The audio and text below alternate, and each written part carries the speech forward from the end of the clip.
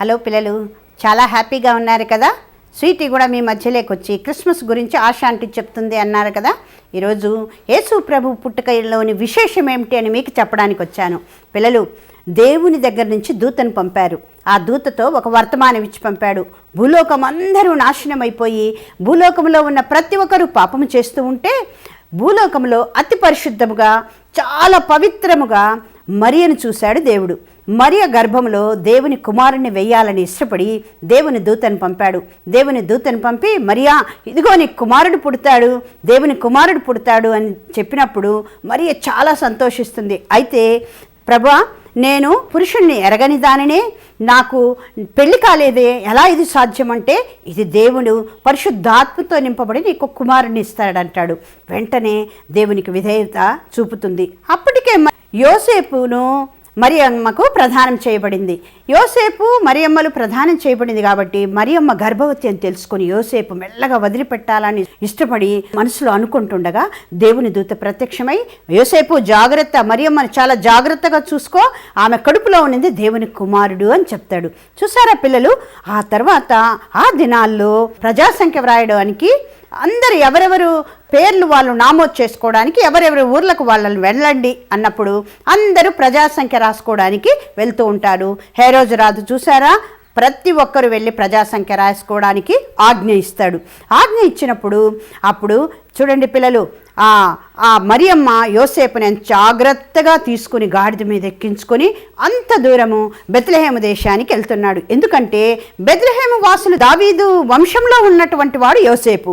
యోసేపులు మరియమ్మలు దావీదు వంశానికి చెందినవారు. వాళ్ళ తాతల తాతల తాతల కాలంలో, అంటే వాళ్ళ జనరేషన్లో పుట్టిన యోసేపు పోయి బెత్లెహేంలో అతను స్వగ్రామంలో అతను పేరు నామోదు చేసుకోవాలని వెళ్తూ ఉంటాడు.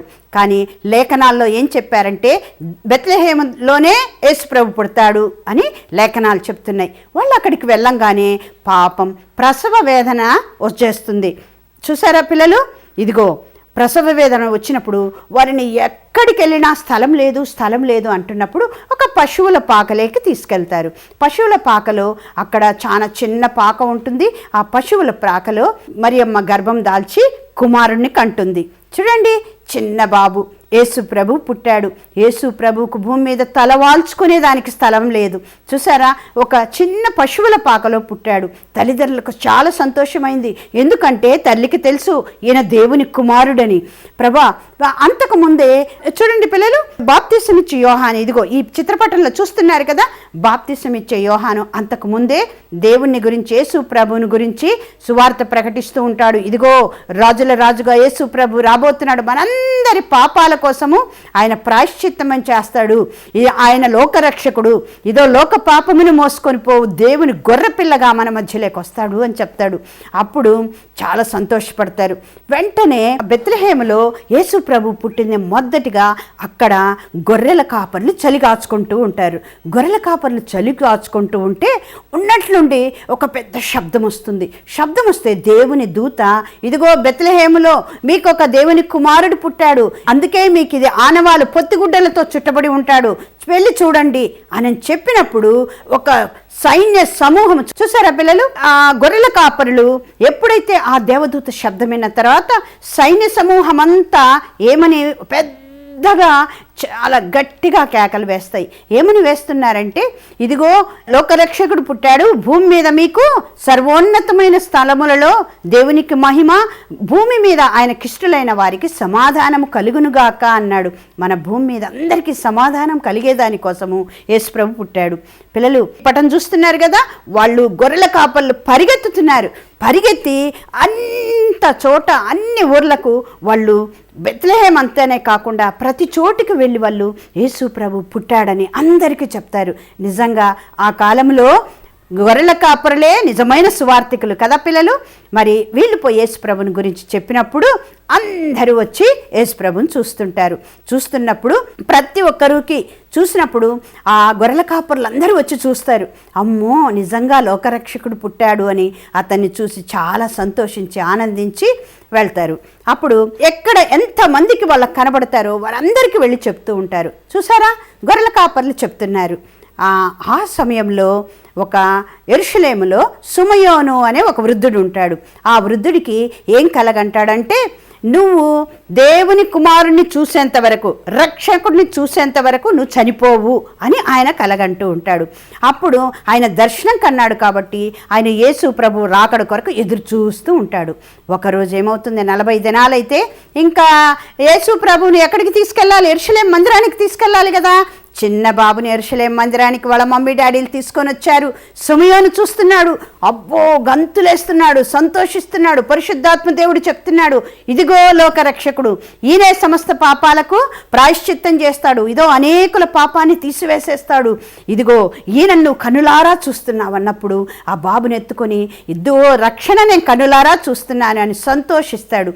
అప్పుడు ఆ తల్లి ఎత్తుకొని, అమ్మో లోకరక్షకుడు నా గర్భంలో పుట్టాడా, దేవుని కుమారుడా అనేసి ఆమె చాలా సంతోషిస్తుంది. అతను చెప్పిన మాటలను హృదయంలో భద్రం చేసుకుంటుంది.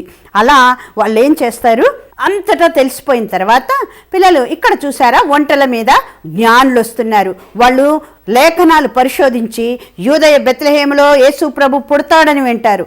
విన్న తర్వాత వాళ్ళు ఏం చేస్తారంటే, అంత తూర్పు దేశపు జ్ఞానులు ఎక్కడ యేసు ప్రభు పుట్టాడని వెతుక్కుంటూ వస్తున్నప్పుడు వాళ్లకు పైన ఒక నక్షత్రం కనపడుతుంది. ఇప్పుడు చూడండి, నక్షత్రం కనపడుతుంది, వాళ్ళకి నక్షత్రం కనపడుతుంది. ఆ నక్షత్రం దారి చూపుతూ ఉంటుంది బెత్లెహేముకు. ఆ నక్షత్రాన్ని బట్టి వాళ్ళు వెతుక్కుంటూ యెరూషలేం పట్టణానికి వస్తారు. యెరూషలేం పట్టణానికి వస్తే అక్కడ అందరిని అడుగుతారు, యూదయ దేశపు బెత్లెహేము ఎక్కడుంది, ఆడ యేసు ప్రభు పుడతాడని ఉంది, ఇదిగో మేము తార నక్షత్రం చూసుకుంటూ వచ్చాము అంటే వాళ్ళందరూ వెళ్ళి యూదుల రాజుకు చెప్తారు. యూదుల రాజు ఏం చేస్తాడంటే 3 జ్ఞానులను పిలిపిస్తారు. చూసారా పిల్లలు, 3 జ్ఞానులు వచ్చి హేరోదు రాజు దగ్గర ఏమి అని అడుగుతారు అంటే, మేము రక్షకుణ్ణి చూడ్డానికి వచ్చాము, యూదయ బెత్లెహేము దేశంలో పుడతానన్నాడు యూదుల రాజు. అంటే నేనే రాజునే, ఈయనేంది మళ్ళా యూదుల రాజు పుడతాడంటున్నారు, అప్పుడు నాకు పోటీనా? సరే, ఈయన ఏం చేస్తాడు, చాలా కుయుక్తిగా జ్ఞానులను పిలిచి, మీరు వెళ్ళి చూడండి, ఆయన గిన యూదయ దేశం బెత్లెహేములో పుట్టింటే గిన చూసి నాకొచ్చి చెప్తే నేను కూడా వెళ్ళి కానుకలిస్తాను అంటాడు. సరే, ఇప్పుడు జ్ఞానులు వెతుక్కుంటూ ఎక్కడికి వెళ్తారు, బెత్లెహేంకి వెళ్తారు.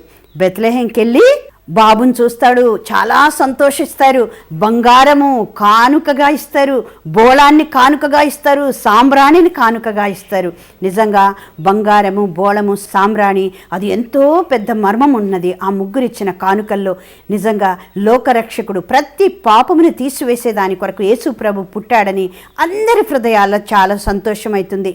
అయితే వాళ్ళు తిరిగి వెళ్ళేటప్పుడు దేవుని ఆత్మచేత ప్రేరేపింపబడి, జాగ్రత్త, హేరోదు రాజుకి విషయం తెలిపితే ఆయన చంపుతాడు అని చెప్పినప్పుడు వాళ్ళు దేవుని జ్ఞానం చెప్పున, దేవుని మాట చెప్పున ఆ ప్రాంతం నుంచి వాళ్ళు వేరే దిక్కుకి వెళ్ళిపోతారు. అంటే హేరోదు రాజు ఉన్న స్థలంలోకి వెళ్లకుండా వేరే ప్రక్క నుంచి వాళ్ళు వెళ్ళిపోతారు.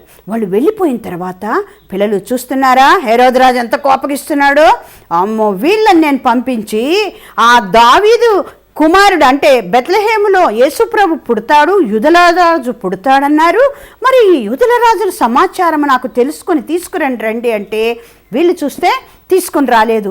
ఎంత నన్ను మోసం చేశారని ఆలోచిస్తున్నాడు. కోపం పట్టలేక 2 సంవత్సరాల పిల్లలందరినీ చంపేయండి అని ఆర్డర్ ఇచ్చేశాడు.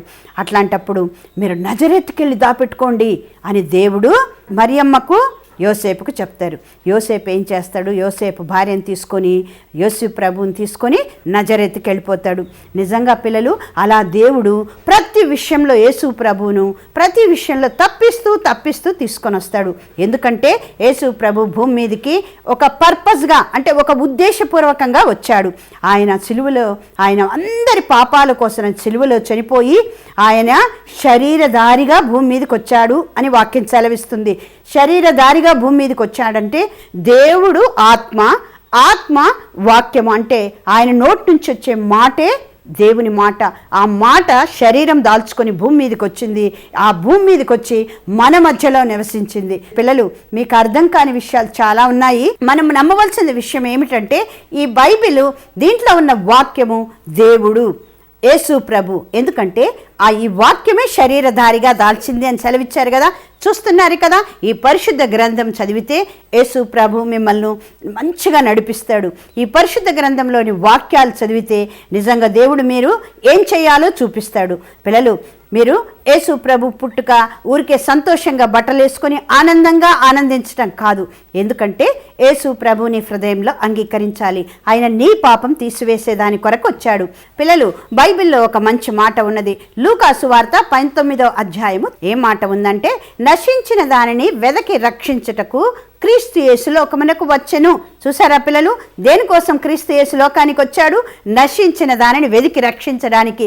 ప్రతి ఒక్కరూ నశించిపోతున్నారు. పాపముల చేత, అపరాధముల చేత చచ్చిపోతున్నాం మనం. కాబట్టి ఈ పాపం తీసివేసుకోవాలని, మనం నశించిపోతుంటే దేవుడు మనల్ని రక్షించడానికి భూమి మీదకి వచ్చాడు.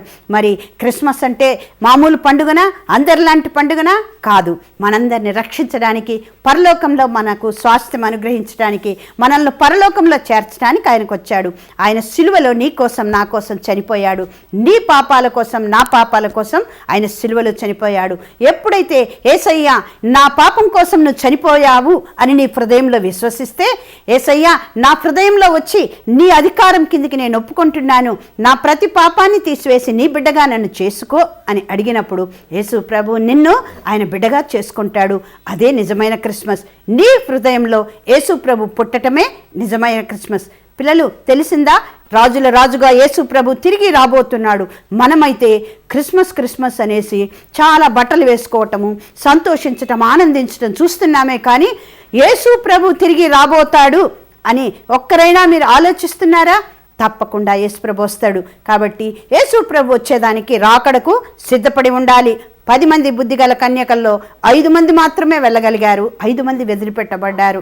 అనేక మంది వదిలిపెట్టే దినం